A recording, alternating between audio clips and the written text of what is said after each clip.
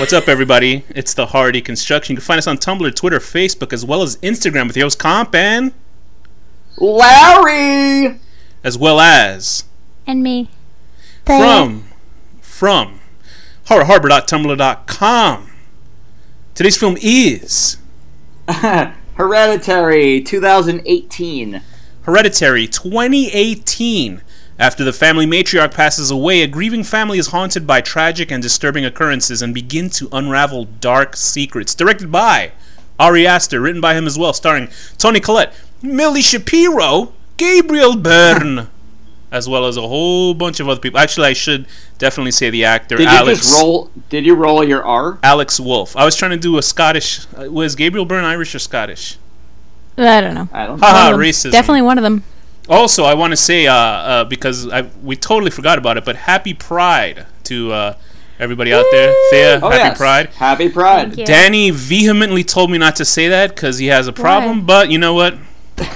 Why? Because he's joking. I'm sorry, Thea, about Danny, but you know what? And also, you know, it's funny. You know how nice I am because Thea nor Danny said Happy Puerto Rican Day. That's it. I'm the only one that cares about people. Hey, all right. I was so busy mourning the thousands of people that got paper Danny, towels before this episode came on, Danny was like, "Look, if we do that, then I have to start baking cakes." I mean, come on, people. This is offensive. Happy Pride, everybody. Anyway, to this film, why I picked it.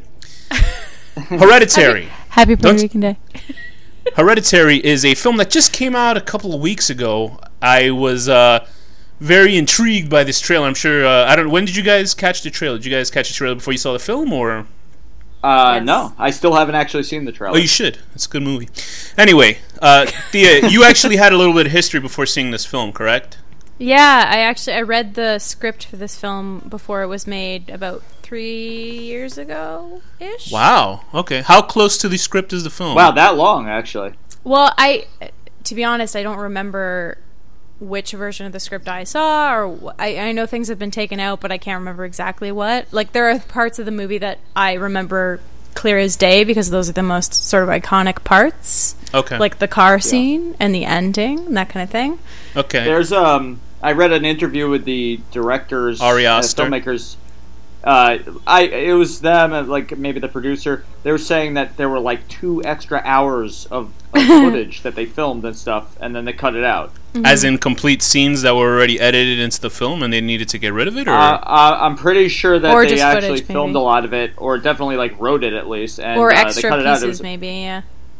Yeah, it was all character building kind of drama stuff, okay. They said. So I remember seeing this trailer a long time ago, and A24, which is the production house that funds these type of films, is pretty much hit for hit. I don't think they really have a hit or miss, but not that we know of.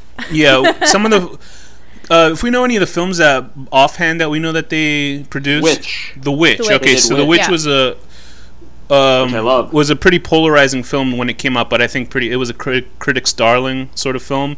I thought it was okay. I thought the effort that went into the film was better than the film itself as a horror film, but the trailers really screwed up that movie. But it's a very good movie. A lot of people thought it was like really boring. Yeah, I could see that, but I loved it. I really enjoyed it. Yeah. Although I will say it has when they say there's a witch in there, there's an actual witch, and it's like an old school witch, like like amazing. that. And it has one of the best child performances, not just from Anya Taylor-Joy, the girl from Split. It's the little boy that's in the film, and he has a scene in that movie that I think is one of the greatest scenes I've ever seen any young actor do in a film. So seriously, oh God, yeah. So seriously, if you've ever seen a child actor in a film and that kid like sort of vanished, I don't know where he is.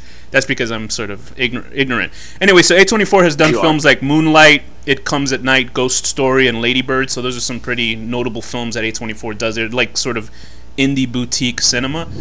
And this film came out. I remember seeing the trailer, and it was just like like multiple images. It looked like the trailer for it spoils and doesn't spoil at the same time because there's so much stuff going in that trailer that it looks like a music video. Something like the 1990s out of a Chris Cunningham. It's a lot of style. You don't get all of the story necessarily. Right. Yeah, I'm going to have to watch it. And it's a very effective trailer. I assume they made music specifically for the trailer for the film because it has that whole, knocking and the clucking and the it's just really intense trailer for what it is, and it doesn't spoil the film. But you will see that in the movie and go, "Hey, wait, that was a huge spoiler in the film." Like guys on fire, but it doesn't make any sense in the trailer itself. Yeah, like post-seeing it, yeah. Mm-hmm. But so I saw this film recently. I saw it in a nice theater, and this is a very divisive movie. This might be the most divisive film of the year. For horror fans, I don't get that. How is it divisive? It's fucking amazing. I could see people getting offended by the first.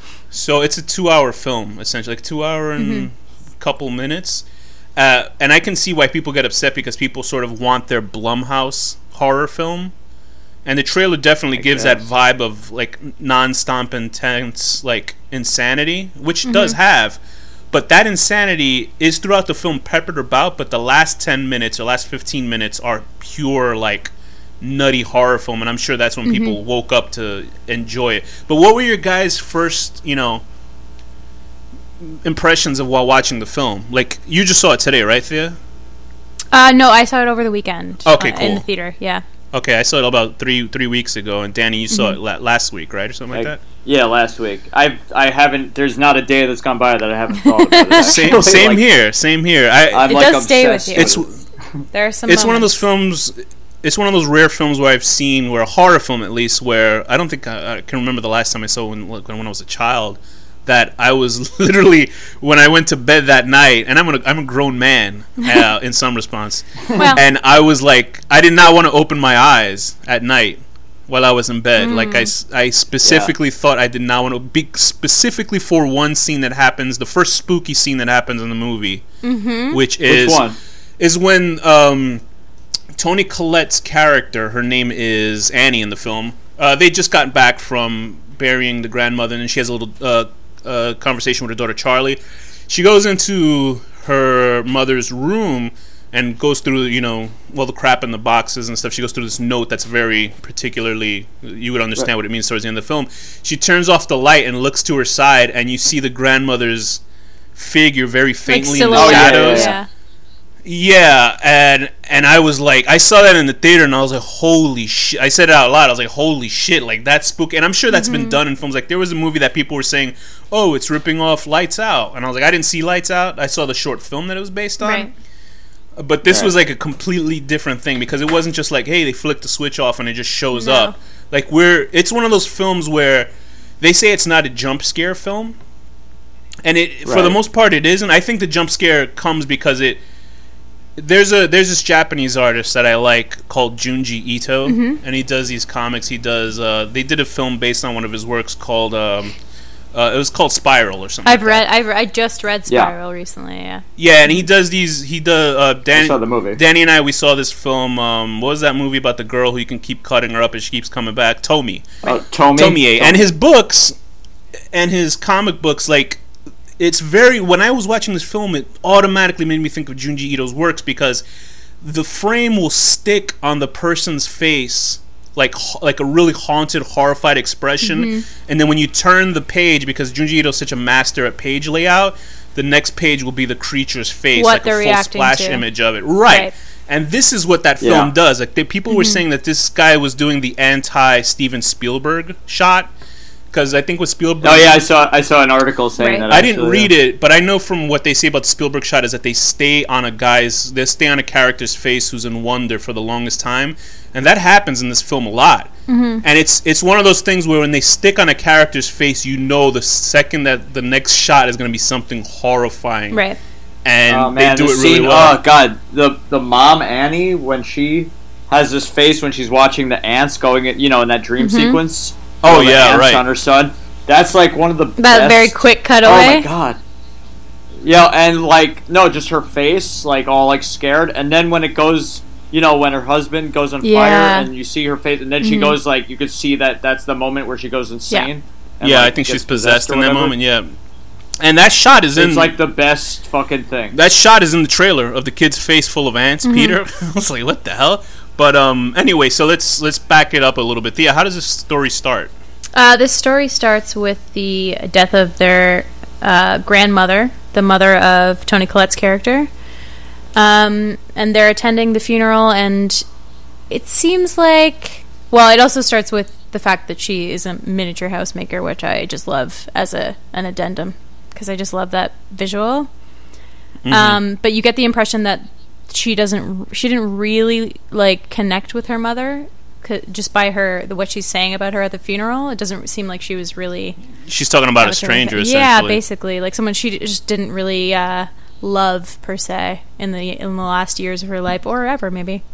Who could blame her? So just to go with the miniatures and the model houses and stuff, that she's an artist that does the beginning shot of the film, because I remember hearing one of the best opening shots in film, and I remember thinking, okay, what's going to be so great about this shot? And it's like there's a shot outside of a window of the treehouse, right? And then it pans over to this little model house, and then it pushes in until one of the rooms, and you see one of the rooms looks like just a bedroom, and then when it's fully realized on the screen, you see Gabriel Byrne's character Steve walks in to wake up his son Peter. So it's like already like, what the fuck, and like it didn't click to me now that a lot of people were saying that the meaning of the whole point of Toni Collette's character Annie building these models is basically this unseen hand moving stuff around in the house. And we're essentially seeing a little tiny house at the beginning of the film of another unseen hand sort of moving things in motion that they have no control over. So I thought that was pretty interesting to see. And this is. Yep. Go ahead. No, continue, Thea. Well, I was just going to say it's also interesting to think about the fact that the reason she starts to make those connections might be because she's sort of reproducing moments of her mother's life that you get to see throughout the movie. And that's sort of how she starts to go, oh, there's a lot more going on here than I suspected, and why she makes those connections and her husband doesn't right away. And there's a really chilling sort of sequence, and it's nothing that's outright and like spooky, but the shot when she has her mother's figurine in the hallway, like she puts the little toy of her mother standing there, and then it's a reverse shot of like the toy in the foreground and her looking through the doorway. And it's just that you're just looking at that toy, and the whole thing about the film is that it's unsettling. It's not like jump out scary until the very end, but it's like super unsettling. It's a story that we've heard and seen before, but it's sort of like when I saw Revenge. This is a better film than that movie Revenge, which is basically a rape revenge movie. But it's done actually very well for what it is. It's not sort of what's the phrase? It's not exploitative, right? But it's certainly in the genre, and it's directed by this French director, and she did a really good job with it. It's taking a story that you've seen before, but handling it in such an aesthetic way that really makes it, worthwhile watching. Because you can just make any fucking stupid type of film that's rape revenge, or like what people compare this to is Rosemary's Baby, and you can definitely when you see the cult stuff happening, but it's like such a different vibe, though. Right, because this is a completely different vibe for those type of films. This certainly, Revenge sort of sticks within its own lines, but it's aesthetically it's really done well. But this is such a weird film in that it's like a drama, but there's just something gross and nasty underneath it that you can't pinpoint, because it's more about just having a horrible relationship with family members, and it's not like it's probably one of the more realistic sort of blue collar families, or I would say white collar families that are being dealt with. So what this movie like captures like the worst feelings that you've ever felt like perfectly. It's amazing. So Danny, it's like, ugh. Danny, can you explain the main four characters in the film? It's Peter, who's the son, Steve, who's the husband, Annie, who's the mother, and Charlie, who is the daughter. Well, Peter's basically just like a normal stoner kid, and Steve is like this kind of aloof father, and Annie seems like a bit crazy but cool. And Charlie's a fucking weirdo, which we find out for the reasons for that later. And actually, me and Alex had a big debate about Charlie's character, because I read an article from the director saying that they intended Charlie to have been born a demon and not possessed, which I kind of thought, but then like they confirmed it, Yeah, and, I mean, I can't make an argument if that's what Ari Aster says. Like, if he says that's what it is, and that's what it is. I thought that when she was born, then they put the spirit of Paimon into her. Right. I didn't think that she was born already like that, because from what I've gathered, because I was like watching, I was like, why wasn't Peter just possessed by Paimon? Because Paimon was supposed to take. He only needs a male's body. That's what they say specifically in the film. But then he prefers a male's body, so they offer. Right. Then I realized she was estranged from her mother, so she probably had Peter a long time before her mother could even. Well, also Peter was an accident, as she said in her. Oh, okay. Sleepwalking. Right. Because obviously the mother had tried it before, because there's a scene where Annie is talking to that self-help group, and I didn't even notice it, but apparently somebody said that the cult members are in that group. So like I didn't notice it, but that's what they said. They say they're there, and then they're also at the funeral. So that's why Toni Collette is like, I don't recognize these people. Like multiple of them. I know that what's her face is. Yeah, yes. I can't think of her. Yeah. The fantastic, what is her name? Is it Jean? Joan. Ann Dowd is incredible. If you've ever seen The Leftovers, it's one of the greatest series ever made. Well. Yeah, I hear she's anything. Yeah, she's creepy as fuck. Anything she's in, she's fucking great. She's just a fantastic actor. Anyway, so what the hell was I talking about? All right, so Peter was obviously too old or at the moment, and then the mother, apparently the grandmother would feed the child, and right. So and she also theoretically tried it with her younger brother. That's what I was meant to say. Yeah, her brother, because her brother was apparently, they thought that he had some sort of schizophrenia, and because the quote was, "My mother was trying to put somebody in my body." That's in his body, right? Yeah. So, so that's what I was trying to get to. Little did they know. Yeah, so I mean, like with what you're saying, what Ari Aster was trying to do is that Paimon was he aware who he was as Charlie, or? I think not, because Charlie was like scared of like suffocating and all this kind of shit, and the demon wouldn't be scared of that kind of thing. But then when Charlie dies, now it's like aware of what it is, obviously, because it's like taunting Peter. So it's basically awaken. Yeah, like it was filtered through like a human that was born a human, so it doesn't know what it is. But then it dies, and now it knows what it is. So the mother sort of, the grandmother died before she could sort of tell Charlie who she was, I guess, in a way. I don't think she would have told her anyway.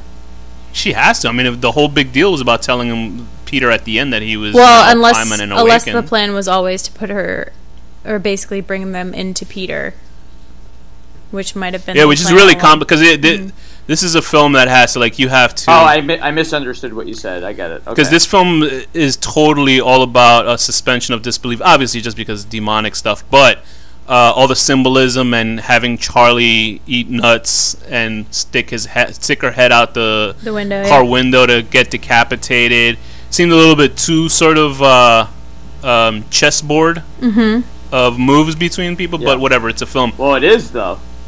Right, I get that. Because they're making it happen. Yeah, I mean, they could have just sawed Charlie's head off, just like, but I don't know. I guess they wanted to do that whole deal where Joan does the summoning towards the mother. Also, I noticed that Charlie cut off that pigeon's head, and that was like all like foreshadowed. There's like a headless sort of theme throughout. Yeah. I was seeing at some of the gifts that they gave to people that saw the film, they actually made little replicas of the pigeon head on a toy that Charlie makes in the film, and I was like, I want one of those so badly. Thea, what are your thoughts on the themes of this film? Like, what were scenes that specifically stood out to you where you were like, fuck, I don't know where this is going next? Well, I knew where everything was going next to some degree. That's right. But what an asshole. But the scenes that really stood out, I mean, the scene that stood out to me in the script and in the movie was obviously the car scene. But the way that they shot just the son's reaction to what was happening for such a long, sustained shot, and just like following his entire sort of process, because he was in absolute shock. Right? Yeah. No, he couldn't even like fathom what had even happened. And the fact that you follow him from that point that it happens all the way until the next morning when you hear the mother screaming, which also is an intense, insane thing. It's really horrifying. Yeah. Well, that whole like 3 to 5 minutes or whatever it is like, just it's like it's like a full on ache in your chest. Like you can feel it from top to bottom. It's weird because it's like a feel bad movie, but not feel bad at the same time. Right. I don't know how to explain that, because like I'll put the worst, not in the worst as in a bad way. The worst feeling movie I've ever seen was called what the hell is it? Sympathy for Mr. Vengeance. It's the guy who did Old Boy. Right. That movie, I was like it was a great film. It's one of the best films I've ever seen. I was miserable by the end of that film. It's a movie where I don't want to watch it again. Yeah. Like, it was that. I mean, it's a beautiful film, but I was like, oh, Jesus Christ, South Korean movies, what the fuck? That's fair. Sort of, people get that vibe when they see, what was that film with Jared Leto and Marlon Wayans, drug user film? I was going to say, that's right. Watch that that would essentially be the American equivalent to that film, because it's just miserable. It's just a miserable fucking film. But they're good. That's the problem. Like, you're like, wow, I'm glad I saw this, but I'm also like, what the fuck? This fucked up my week. Christ, you know, I gotta go watch something else. Yeah.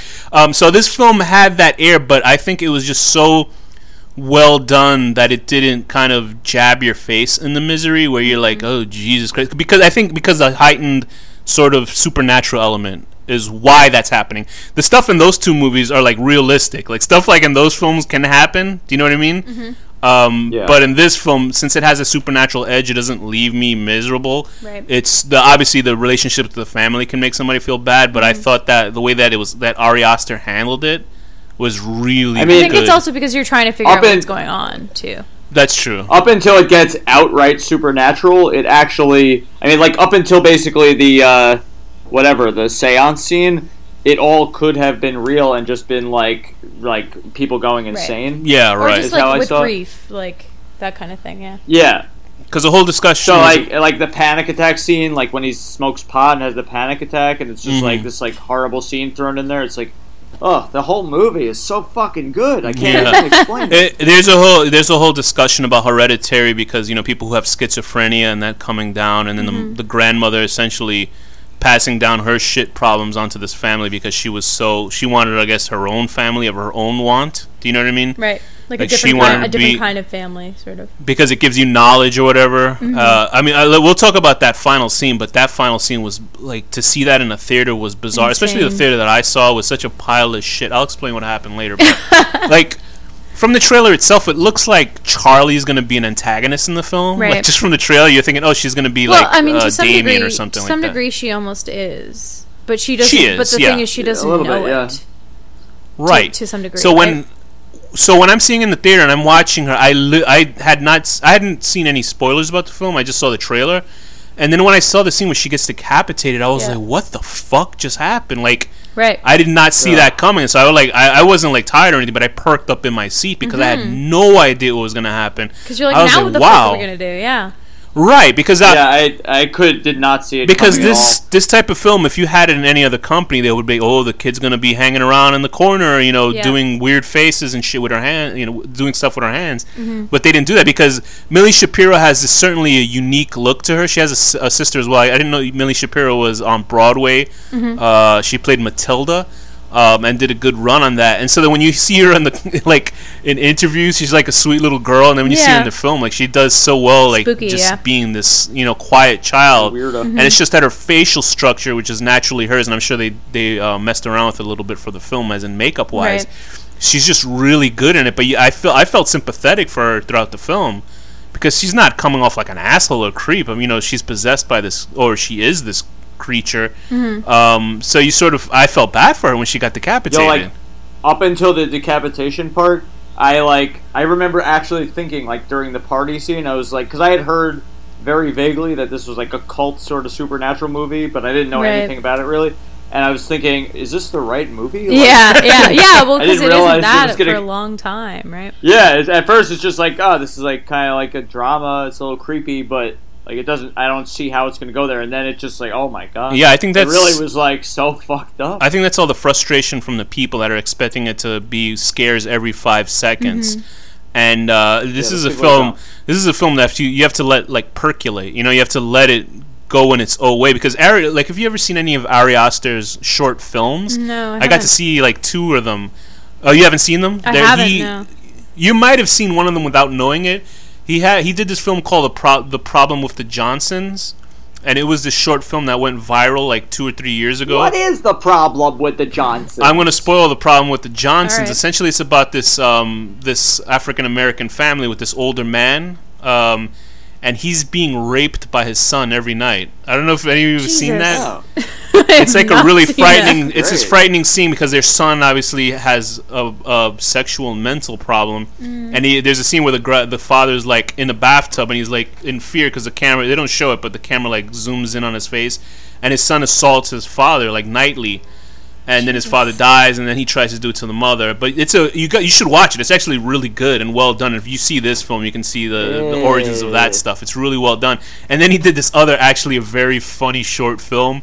And it's I can't think of the guy's name, but if you've seen Hatchet, Thea? Yes, I have. You remember the old guy, the old fat guy that's with he gets killed with his wife, he gets split in half? Yeah. That guy who you've seen in everything. Like you can't come to your mind what he looks like now, but if you've seen him, like, oh yeah, he plays this private eye, and he's like a real sexist, like misogynist pig, and he's trying to solve a crime. And his penis keeps shrinking, and that keeps taking over his mind than the actual thing that he's trying to solve. It's fucking hilarious. And then he does this really good short about this girl who's doing a monologue. Ari Aster is super fucking talented as a director.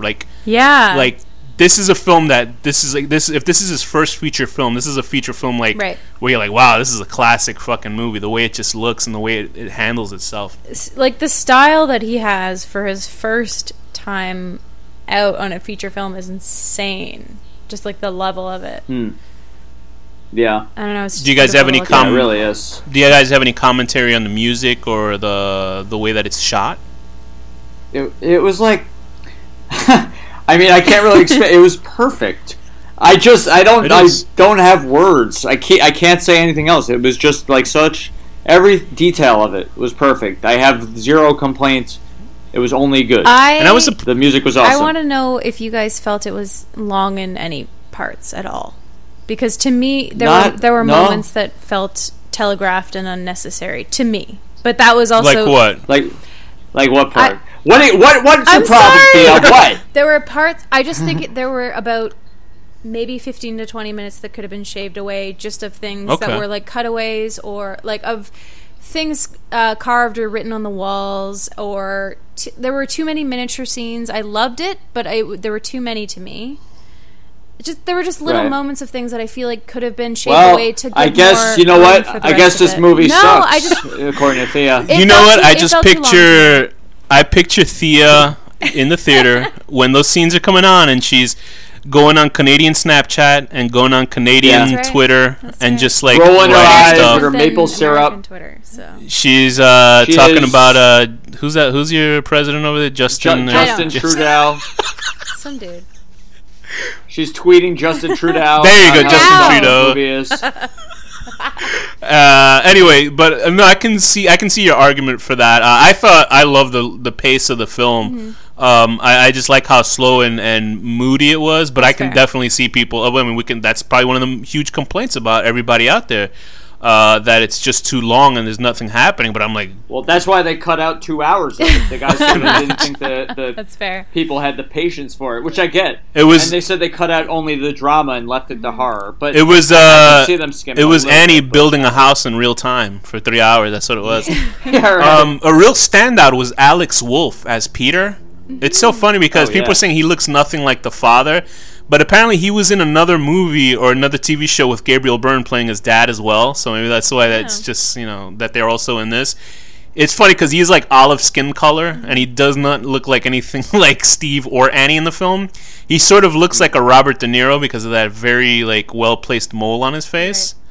But I think he's fucking incredible in this film, man. Like I didn't think they were going to do anything with him really, besides what I saw in the trailer. Yeah. But everything he's in this film, he's just so fucking good in this movie. And apparently he was in something called the Naked Brothers Band when he was younger. I've heard of that. And it's all about him and Annie to me. They are like the fucking glue of this movie. It's good. I think his brother, is Nate Wolff. He was the star of because I was looking and I was like, why does he look so familiar? His brother, who almost looks identical to him, was in the Death Note movie. That's a whole other conversation for Netflix. But he's so good in this movie, especially that part. You know when it starts really, it shits the bed. Not shits the bed. I mean, shit hits the fan. Right. Shits the bed is a bad expression. Yeah, it's not great. Shit hits the fan is when he has that weird seizure in the classroom before he smashes his face on the table. And my God. His hand is like raised up in the air like if he's answering a question, but his face is all fucked up. And everybody's like, when there's one of these, he said he only had 3 tries to do that scene where he smashes his face on that table because they only had 3 of those tables.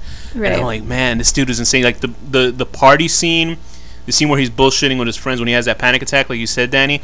When he looks at himself in the mirror and he's smiling at himself. Oh, that part's so creepy. It is, right? And I really felt like, I guess it's not intentional, but I felt like there was a nod to Donnie Darko, but it could be wrong. But you know when that light that keeps going through the room? Yeah. That was what it reminded me of. The time portal things. I kept thinking of Donnie Darko with the beams of light coming out of people's chests, sort of leading them into, doing what they're going to do. The time trails. Right. So I loved it, and then especially like towards the end when he's freaking out and I guess he kills himself by jumping out of the window. I don't blame him. But he doesn't kill himself. I think he just goes unconscious. No, he's dead. He jumped out of the fucking window. Is he definitely dead? I wasn't sure. Yeah, I figured he was dead because then Paimon entered his body and just took him over. But speaking of, let's talk about that finale. So I think we're all pretty much, because people are actually confused about the ending. I'm like, what's to be confused? I couldn't believe it. First of all, when I got out of the theater, there was a girl. I was talking to my roommate about it, and there was a girl who was expressing to us that she just was disappointed and bored because there weren't jump scares in it. I was like, "Are you crazy?" Fuck off. First off, Danny, don't assume her gender, but go ahead. Okay, shut up.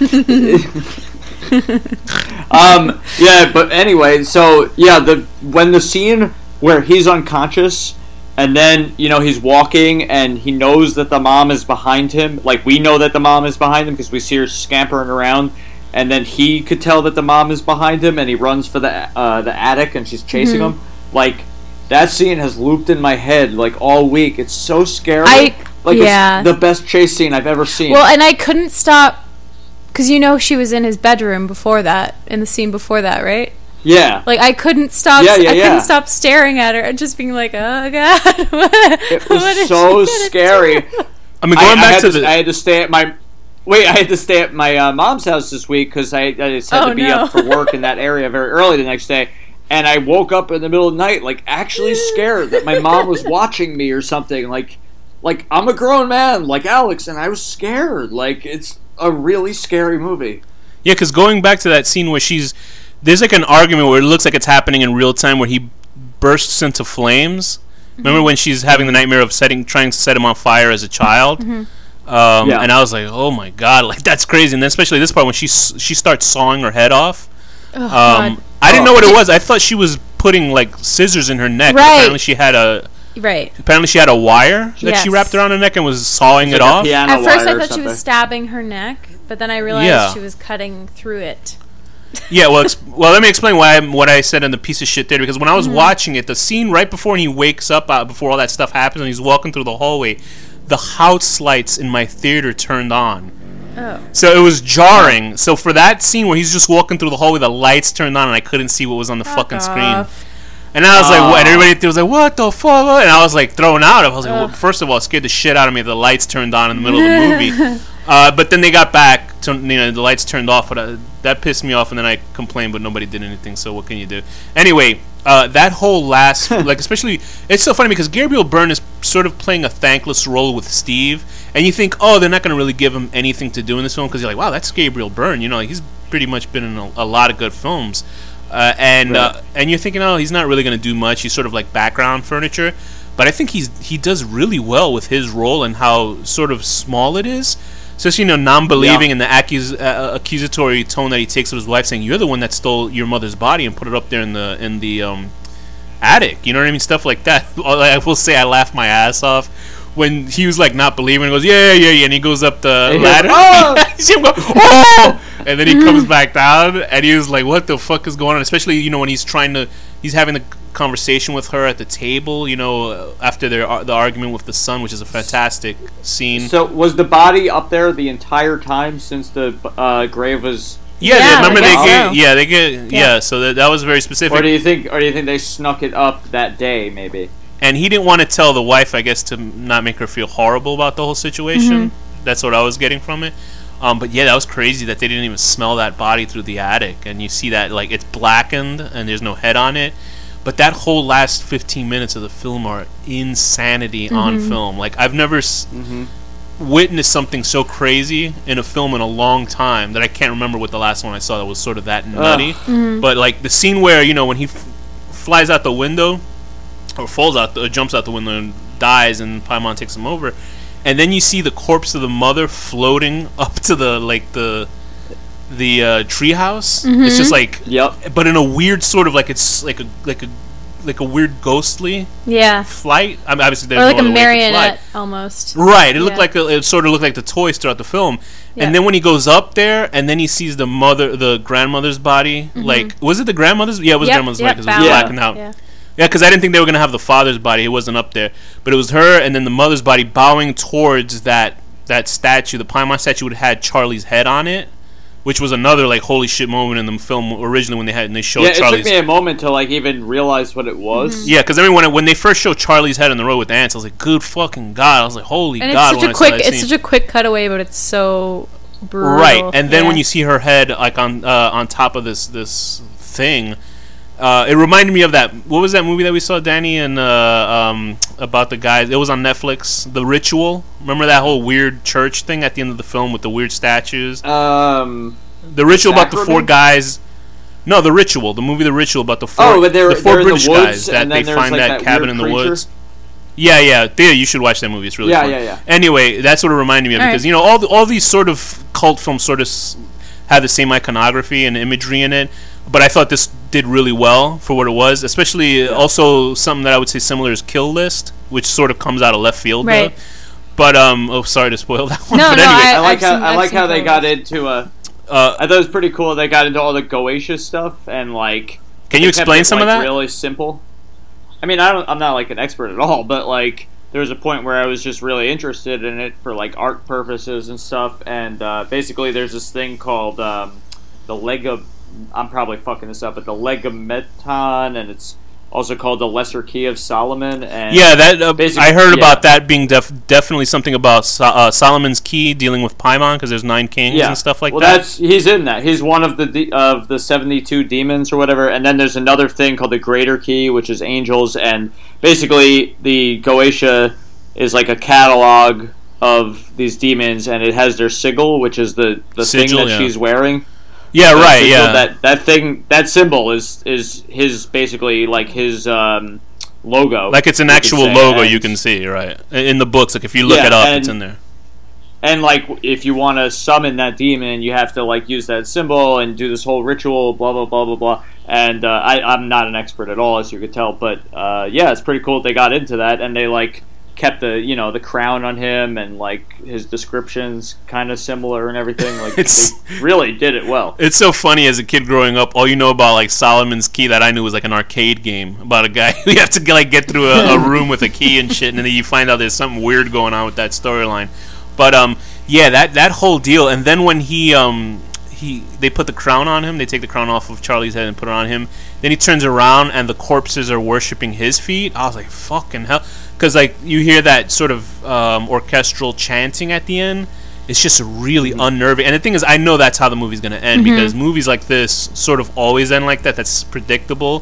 So I thought maybe they might try something else, but what really could you do? So I thought it was fine for what it is because all these films end that way. Like, literally, they always end this way where the demon monster wins, sort of thing. Hell, Satan! It's a horror film. Goal like, what of the can whole you movie. do? You just didn't know it the whole time.